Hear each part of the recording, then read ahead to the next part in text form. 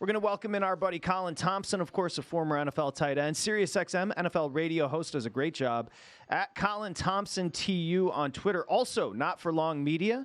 He's got a bunch of different great shows, including the Colin Thompson Show, Torrey Smith Podcast, and others. As we say hi and happy holidays, Colin. Thanks for joining. I want to start with your former team for a couple of reasons. One, nobody was at the stadium in Carolina, but they kept battling, and they beat Atlanta. I don't think Desmond Ridder can ever start a game ever again in the NFL. I'm sure you know what I'm talking about. The pick, they're up 1, 7 minutes to go, deep in Carolina territory, battling for the postseason, and he throws a horrific pick. It's going to be Heineke this week. Yeah, that's a tough play there. I just give tons of props to Carolina. I play with those guys. That's a more talented roster than people think. I know that's a crazy thought with how things have gone this year.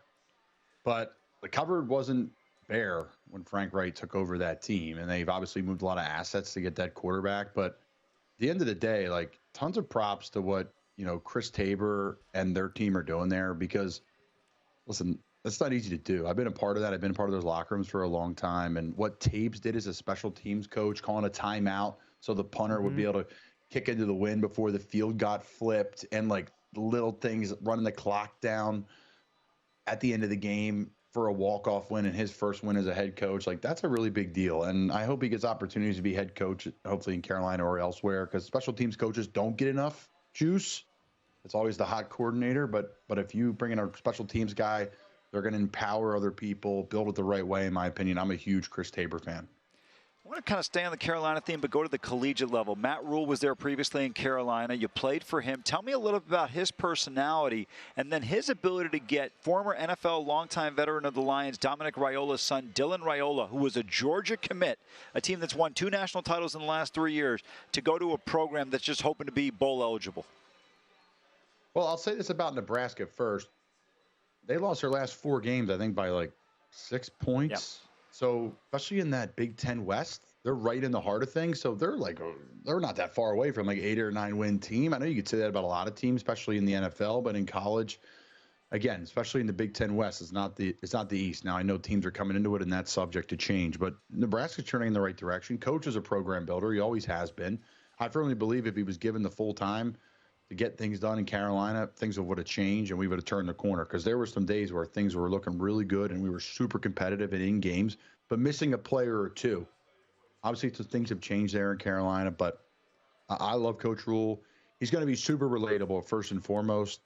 I thought, and he's come out and said it too, like he did some things in Carolina that were completely normal, but they didn't work. And because he's a college coach, that's a college thing. I mean, if you're a veteran of this league and you've played a lot, you do those things in other buildings. You hear about them happening in New England, in Baltimore, and Indianapolis when they were winning. Like, he was with the Giants. So he gets a bad rap, I think. People get labeled as a college coach, but a lot of the things he did there were things I did in organizations from the XFL, the AAF, all the way into the NFL. Colin Thompson does a great job. Sirius XM, Not For Long Media, former NFL tight end, joining us here, Sharp Money. So when Rule got there to Carolina, you were there. His offensive coordinator at the time was Joe Brady.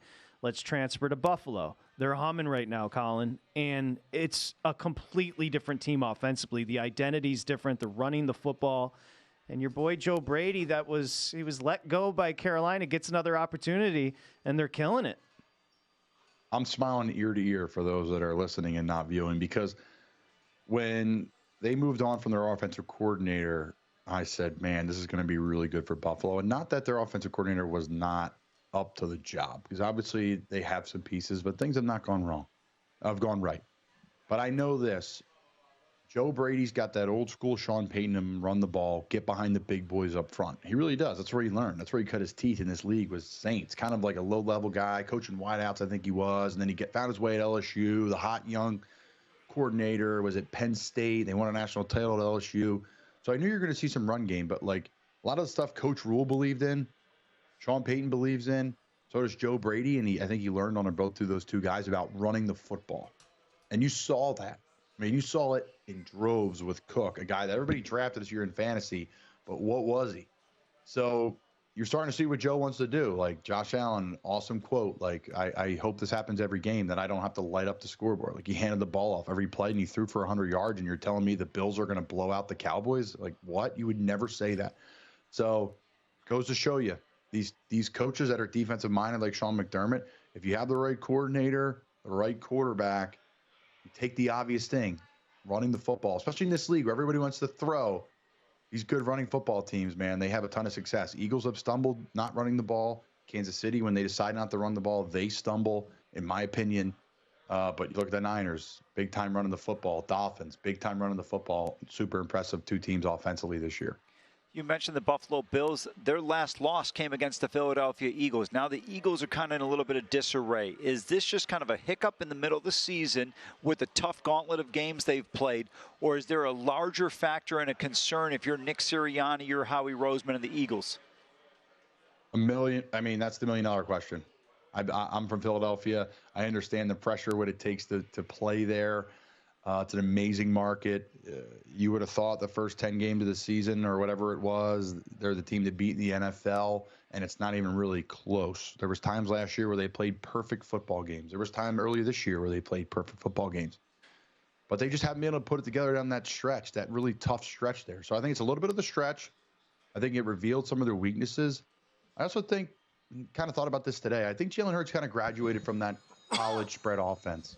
I think they need to get back up under center, do some Miami, do some Vikings offense, do the Rams, Niners, get him under center, not game manager. Please don't take it that way, but get him under center, play action pass, like old school football that's working really well in Houston. Like not everyone can move it like Mahomes and Allen and sit back and shotgun and just zip it around anymore. Like, that's really hard to do. And I think some teams expose that. They run a lot of RPOs. They run a lot of lead draws. Like, they just see what the defense does and take it instead of like, hey, this is what we're going to do, and you're going to have to stop it. So we'll see. Here's the thing. They're already in the dance. How are they going to arrive week 1 to the playoffs? It really doesn't matter. It would be nice to have some, positivity going into the playoffs, but if they could show up, veteran presence, won a lot of football games in that locker room, I think they got a shot to win the Super Bowl just like everybody else. Colin, we're going to play a little game. It's called Colin Thompson's MVP. I'm going to give you some names, and I'm not going to give you the odds. What I need from you is for you to tell me who is this year's MVP, okay? I'm just going to give you some names, and then I'll let you run with it. Brock Purdy, Lamar Jackson, Dak Prescott, Christian McCaffrey, Tyreek Hill. Some really good ones. I would say with Hill being hurt, he's out. Jalen didn't play well. He's not even on that list, but Jalen played on his way out of it. I think Dak had a tough one in Buffalo, a game that I'm sure everybody was watching. Brock Purdy, super, super interesting to me. But I'm going to have to give it to Christian McCaffrey. I think there you go. I think he's super dynamic. I think everything runs through him, and his numbers are still insane. And they have an all-star team on offense. So this isn't a team like a Derrick Henry in Tennessee where they had players, don't get me wrong, but when Derrick was like running the football and lining it up, like it was Derrick. But the Niners, they have like multiple running backs. They have Debo, they have Kittle, Ayuk, Jennings. Like, they have players I'm probably not even saying that have impact on touching the ball. So to me, it's C-Mac. Give it to him. NFL, this is the year to do it. No quarterbacks running away with it. I think it's C-Mac, and we're going to see it down the road. He is a guy built for the heroics, built for the big moments. He wants it.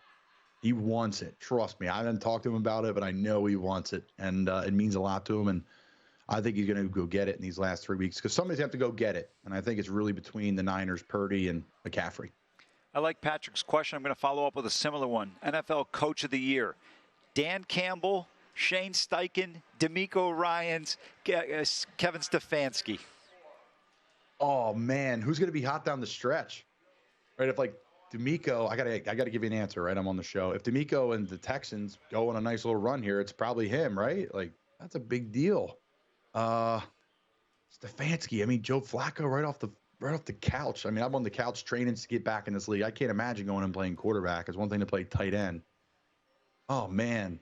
I mean, the Vikings. No pressure. Just so you know, Colin. Just so you know, we're betting on your answers as soon as you're done. So no pressure. I think Dan Campbell, what they did this year was expected. So I don't think. Yes. I know he's got the best odds, but like they're a good team. Like that's over now. Steichen's great. I mean, what they've done with the Colts, like people are literally like the Colts aren't going to win a game this year, and they're like beating good teams.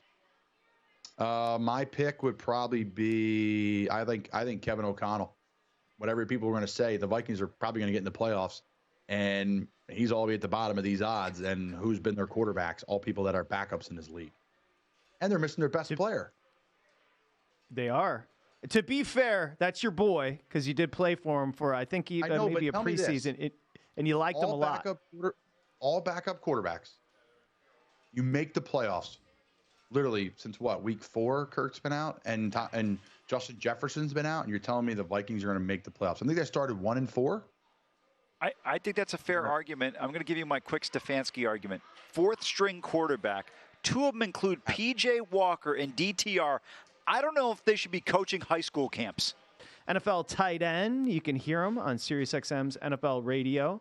And make sure you check out the podcast, Not for Long Media, Colin Thompson Show. Torrey Smith is there as well. And we just wanted to continue talking ball, so we appreciate you sticking around. You were talking about Minnesota, and that was that was a crazy game in Cincinnati on Saturday. The games on Saturday, that one to start it off was crazy. Cincinnati all of a sudden sticking around. But you brought up O'Connell because you were impressed with him. And I bring that up because, Colin, there's a question about Ben Johnson, and Ben Johnson calls a brilliant offense. It's almost like a dance the way he calls the offense in Detroit. And I know my friends with the Bears and the Los Angeles Chargers, a lot of people are going to be asking for an interview with Ben Johnson. But there's a difference between calling good plays and becoming a head coach. Like, can you help us distill the difference between what makes somebody like O'Connell impressive as a head coach? Trust. Point blank, period. What blew me away from Coach O'Connell was, other than talking to the team and other than calling the plays, he just did a fantastic job of delegating. And I think some guys that, may or may not call plays or whatever, right? They're just involved in a lot, which is healthy, which is good. But when you hire really good coordinators, like you've seen the impact of Brian Flores this year, like now you could say they had a better year the year before or what have you, but injuries and all that, like you got a head coach as your defensive coordinator. They've had tons of experience on offensive coaching staff. He just delegates it. So when Coach Johnson gets a job, like if he can trust everybody in the building and delegate it out, and that's hard to do, right? Like in any business, can you trust that everybody you work with in a 150-person office building? Because from nutrition staff to the strength staff to the grounds crew to the owners, and owners play a big role in this thing, folks. Like if you have great owners, every head coach wants to go there. So we'll see what happens. Coach Johnson probably won't get an interview. He's just going to get offered a blank check and say, "What do you want?" in a lot of places. Like, let's be real. Like, why are we bringing him in for an interview? Like, I would just give him the job. Like, and no, you're so right.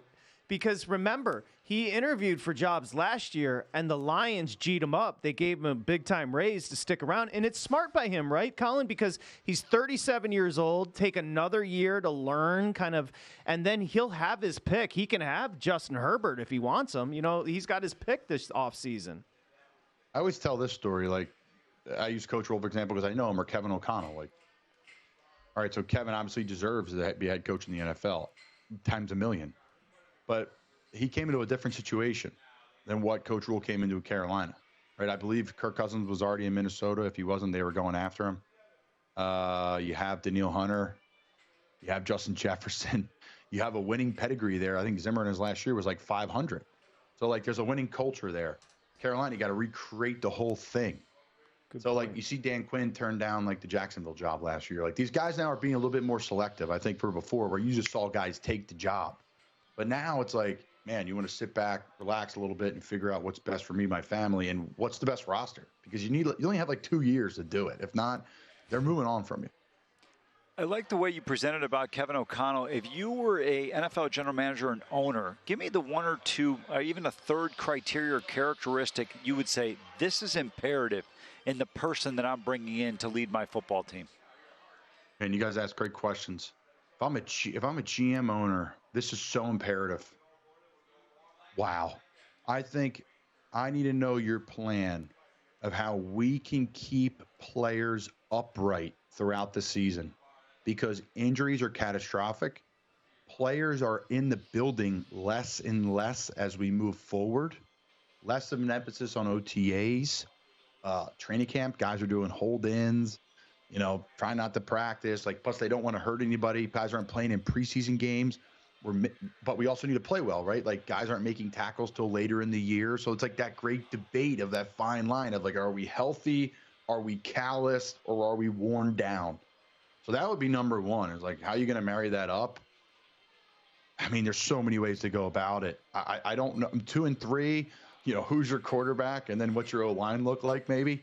How do we get those things figured out? But really great questions. But number one, most importantly, is players are in the building less and less as the CBA moves forward now and the world of football moves forward. It's become this different thing. We don't hit in the offseason. That's what I would try to figure out, is how can you get everyone on the same page quickly with less people in the building. NFL tight end Colin Thompson joining us here, Sharp Money, doing a great job.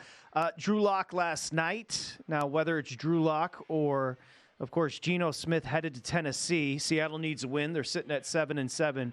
Give me your thoughts on Seattle headed to Tennessee to take on Levis and the Titans.